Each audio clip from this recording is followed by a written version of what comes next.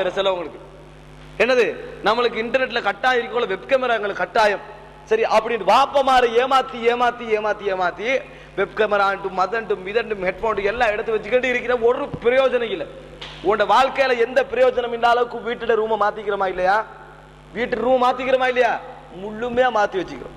எல்லாத்தையும் ஏன்ற அளவுக்கு மாத்தி வச்சுக்கிறோம். சிலவங்க என்ன எல்லாத்தையும் என்னது இதுதான், வேற எதுவும் இந்த படம் டவுன்லோட் பண்றதும் சிடி பாக்குறதுக்கும் இதை ஏதாவது உண்டு என்னது இந்த கிளிப்புகள் பாக்குறதுக்கும் இதுக்கு தன்னுடைய வாப்பாவுடைய எவ்வளவு கஷ்டப்பட்டு வாப்பா சம்பாதிக்கிறாரு.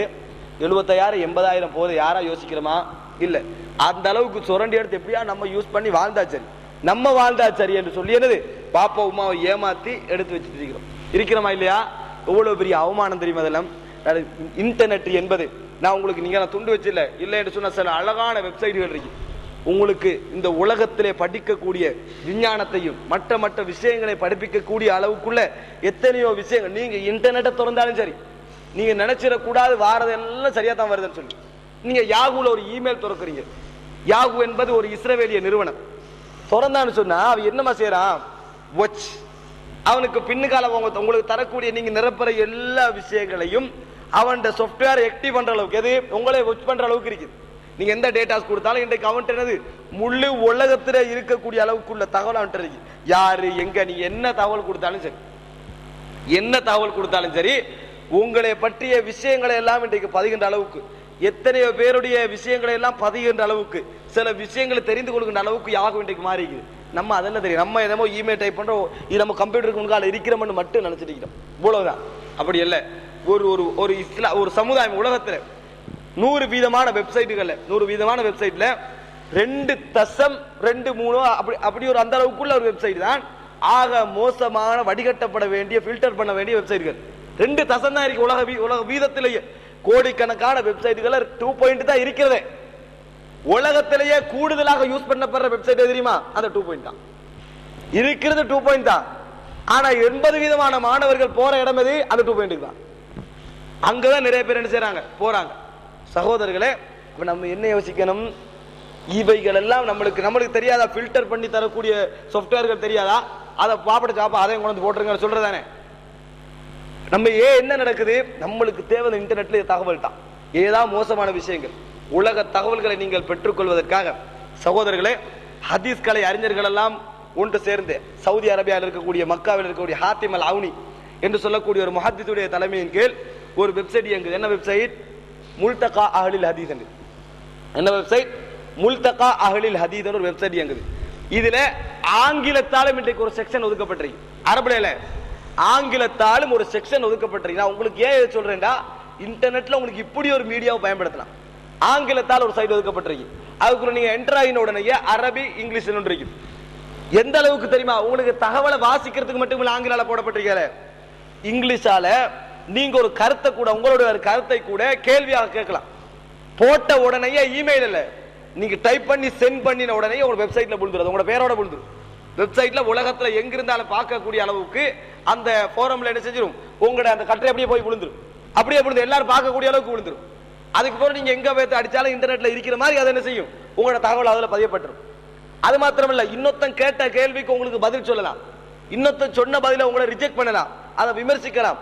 அந்த அளவுக்கு போரம்கள் உருவாக்கப்பட்டு ஆங்கில மாணவர்களுக்கும் அரபி மாணவர்களுக்கும் எல்லோருக்குமாக என்ன செய்து ஒரு பகுதி இருக்கு. அஹ்லல் ஹதீத் .net அடிச்சீங்கன்னா சரி. எப்படி? அஹ்லல் ஹதீத் .net அடிச்சீங்கன்னு சொன்னா இன்டர்நெட்டுக்குள்ள போனீங்கன்னா உங்களையே நீங்க ரெஜிஸ்டர் பண்ணிக்கிண்டு உங்களோட தகவல்களை நீங்க வாசிக்கிறதுக்கு இங்கிலீஷ்ல, அது மாத்திரமல்ல இன்னொரு தகவலை நீங்க விமர்சிக்கிறதுக்கு, ஒரு கேள்வி கேட்கறதுக்கு, அதுக்கெல்லாம் வாய்ப்பு வசதிகள் அஹ்லல் ஹதீத் .net என்ற பக்கத்துல ஒதுக்கப்பட்டிருக்கு. உங்களுக்கு என்ன செய்யலாம்? அதுல உங்களோட அறிவு என்ன செய்யலாம்? வளர்த்துட்டு வரலாம். அது மாத்திரமல்ல, நம்ம எதை செய்யறாலும் கூட நீங்க என்ன இன்டர்நெட்லயே நீங்க நிறைய தகவல் படிக்க வேண்டியிருக்கு. ஒரு ஆன்டிவைரஸ் நம்ம பதிகிறோம், ஒரு நோட்டனோ ஒரு மெக்காஃபியோ ஏதாவது பதிகிறோம். இப்படி என்னதான் நம்ம பதிகிறாலும் கூட நீங்க நினைக்க கூடாது இன்டர்நெட்ல இருக்கக்கூடியவர்களும் எல்லாரும் மோசமானவங்க இல்ல. அதுலயே இந்த வெப்சைட்டுகள் சர்டிஃபைட் பண்ணப்பட்ட வெப்சைட்டுகள், இவைகளெல்லாம் நல்ல வெப்சைட்டுகள், ஃபில்டர் பண்ணப்பட்ட வெப்சைட்டுகள் என்று இன்டர்நெட்டுக்குள்ளேயே சர்டிஃபை பண்ணக்கூடிய நிறைய பேர் இருக்கிறாங்க. அந்த கம்பெனி எல்லாம் உங்களுக்கு தெரியும். ஒரு வெப்சைட்டுக்கு நீங்க போறீங்கடா, நீங்க கிரெடிட் செலவுங்க என்ன சொன்னா தங்களோட நாணமாற ஃப்ரெண்ட்ஸ் மாட்ட கிரெடிட் கார்டை யூஸ் பண்றாங்க. இன்டர்நெட்ல போய் கிரெடிட் கார்டு யூஸ் பண்றாங்க. இந்த வயசுல 18 16 இந்த வயசுலயே கிரெடிட் கார்டு யூஸ் பண்றது என்னது டவுன்லோடிங், வேற ஒன்றும் இல்லை. இதுக்காக வேண்டி கிரெடிட் கார்டு யூஸ் பண்ணுகின்ற அளவு கூட மாறிக்கிறாங்க. இதெல்லாம் நம்ம என்ன நினைக்கிறோம்னு சொன்னா, இந்த தகவலை நம்ம படிக்கிறதால நம்ம ஒருத்தருக்கு தெரியாம ஏமாத்திட்டிக்கிறோமா நினைக்கிறோம். வெளியே எங்கட வாழ்க்கையே நம்ம அழிச்சிட்டிக்கிறோம் நம்ம நினைக்கல. இன்டர்நெட்ல வேத்து குந்துனீங்கன்னு சொன்னா ஒரு கம்ப்யூட்டருக்கு முன்னுக்கால குந்துற மாதிரி இல்லை, அந்த நெட் கனெக்ஷன் இருக்க ஒரு கம்ப்யூட்டர்ல வேத்து குந்துறது உங்களை அப்படியே ஸ்தம்பிக்க வச்சிடும். எதுல இருக்கிறீங்க? மனித தொடர்பு இல்லாத ஒரு விஷயத்துல இருக்கிறீங்க. 2 மணி நேரம் 3 மணி நேரம் 4 மணி நேரம் 5 மணி நேரம் கீபோர்ட்ல இது கையெடுபடுதில்லை, அசைதில்லை. பலவிதமான நோய்களுக்கு, பலவிதமான கண் சம்பந்தமான நோய்களுக்கெல்லாம் அது ஆளாகுது.